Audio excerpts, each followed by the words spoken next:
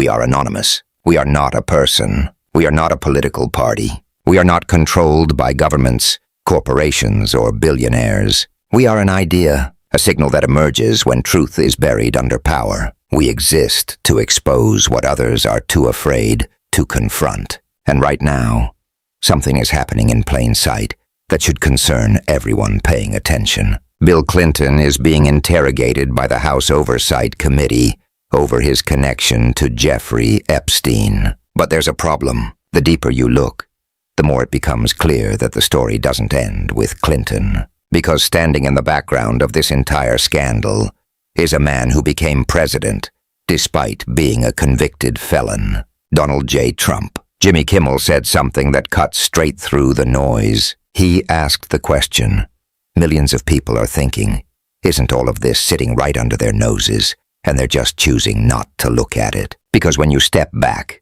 and observe the full picture, the contradictions become impossible to ignore. Congressman Pat Fallon from Texas went on Fox News and said something that sounded dramatic. He pointed out that a former president has never been compelled to appear before Congress like this. He framed it as unprecedented, shocking. But the truth is something even more unprecedented has already happened. The United States elected a president who had been convicted of felony crimes. Donald Trump was found guilty on 34 felony counts, 34 separate criminal violations, and yet somehow he still ascended to the most powerful office in the world. Congressman Pat Fallon from Texas, he was on Fox News. And listen to this, because it's just bonkers. So this has never been done before, and a former president's never been compelled to appear before Congress. Is this where this is all heading as of today? Well, we've never had a former president either this close to a convicted felon either. I mean, it's problematic.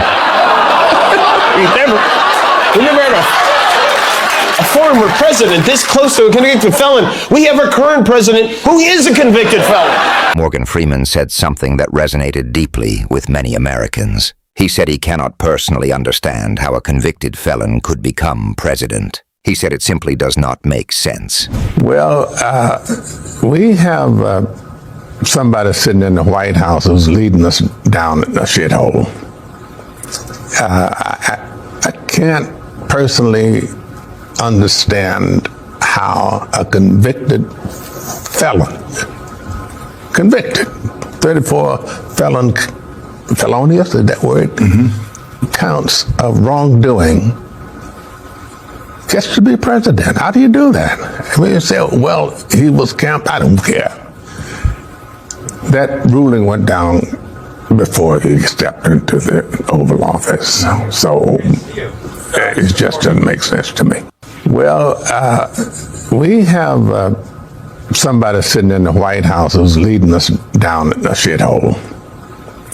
I can't, it just doesn't make sense to me. Because the law is supposed to apply equally to everyone. When someone is convicted of felony crimes, they are supposed to face consequences, not gain power. But Donald Trump did the opposite. He transformed criminal conviction into political momentum. And now Bill Clinton is sitting under interrogation. To be clear, no one should be above accountability. Not Clinton, not Trump, not anyone. The presidency is not a crown. It is not divine authority. It is a temporary position granted by the people. When that term ends, the individual becomes a citizen again. They should not be shielded from investigation simply because of who they were.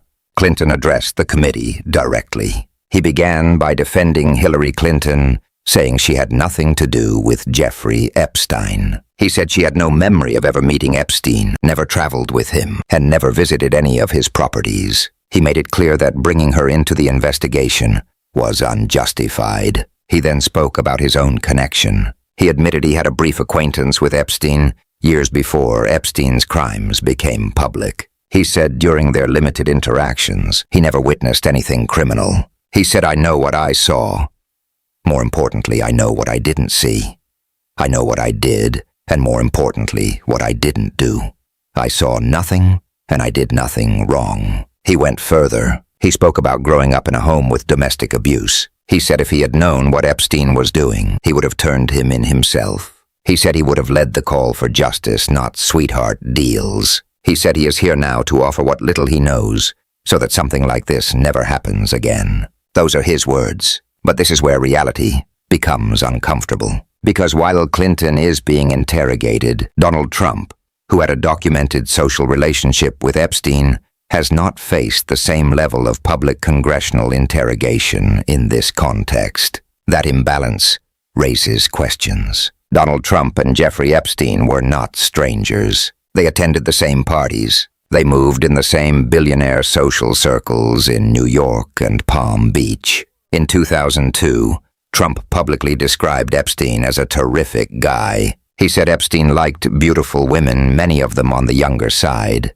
Those words came directly from Trump. That statement alone shows Trump was aware of Epstein's preferences. Photographs exist showing Trump and Epstein together. Video footage shows them interacting socially. They were part of the same elite ecosystem. Trump owned Mar-a-Lago, one of the most exclusive private clubs in the world. Epstein moved in elite financial and political networks. These worlds overlapped. These individuals interacted, and in elite circles, information spreads through whispers, rumors, and conversations. Think about your own life. Think about people you barely know. Think about acquaintances. Even when you only interact with someone a few times, you hear things. You learn things. There is always gossip. There are always rumors. Now imagine a small world of billionaires, maybe a few thousand people globally.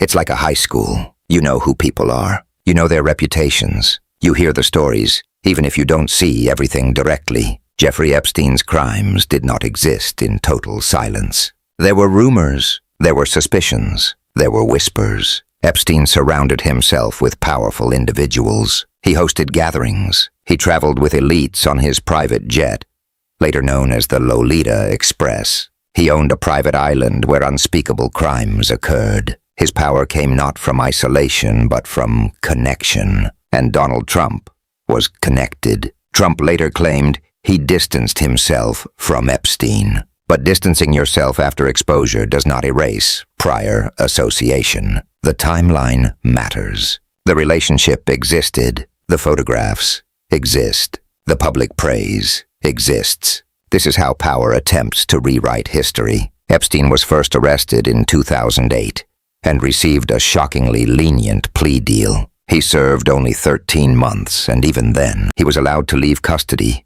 during the day. That kind of treatment does not happen to ordinary criminals. That kind of protection suggests influence. Then in 2019, Epstein was arrested again. This time the charges were severe. The world waited. People expected Epstein to testify. People expected him to reveal the names of powerful individuals connected to his network. But that moment never came. Epstein died in federal custody. And at the time Epstein died, Donald Trump was president. Trump's administration controlled the federal prison system. His attorney general oversaw federal law enforcement. Epstein died before he could testify publicly. He died before he could provide full testimony. His silence protected many people. This is not speculation. This is sequence. Powerful individuals associated with Epstein began distancing themselves. Some denied ever visiting Epstein's island. Howard Lutnick was one example. He claimed he had never been there, but emails and evidence later revealed he had visited Epstein's island. Images existed, and then those images were deleted, removed, erased from official visibility. Representative Nancy Mace publicly demanded answers. She questioned how many times Lutnick visited Epstein's island. She questioned why the government would delete images connected to Epstein's associates. Because deleting evidence does not erase truth. It signals fear of exposure. Donald Trump's legal history reflects a pattern. He was found liable for fraud. His business practices were challenged repeatedly in court. Trump University was shut down after being exposed as deceptive. His own lawyer, Michael Cohen, testified under oath about Trump's involvement in illegal activity. Trump was convicted on 34 felony counts related to falsifying business records. 34 felony convictions. That is not opinion. That is legal fact. And yet, despite these convictions, Trump rose to the presidency. He maintained influence. He maintained loyalty. He maintained power. This reveals something deeper than one individual. It reveals how power structures operate. Influence shapes perception. Narrative shapes belief. People are persuaded to ignore contradictions. Bill Clinton is now answering questions. He is being interrogated. He is being forced to confront his past associations. But Donald Trump, a convicted felon who publicly praised Epstein, has not faced equivalent interrogation under the same circumstances. That imbalance is impossible to ignore. This is not about defending Clinton. This is not about attacking Trump for political reasons. This is about accountability. The law must apply equally. Power must not determine who faces scrutiny and who escapes it. Jeffrey Epstein's network exposed a hidden system. A system where wealth shields individuals from consequences. A system where influence delays justice. A system where powerful individuals protect one another. Donald Trump operated within that system. He benefited from elite networks. He leveraged narrative control. He transformed legal consequences into political identity. But truth does not disappear. Truth accumulates.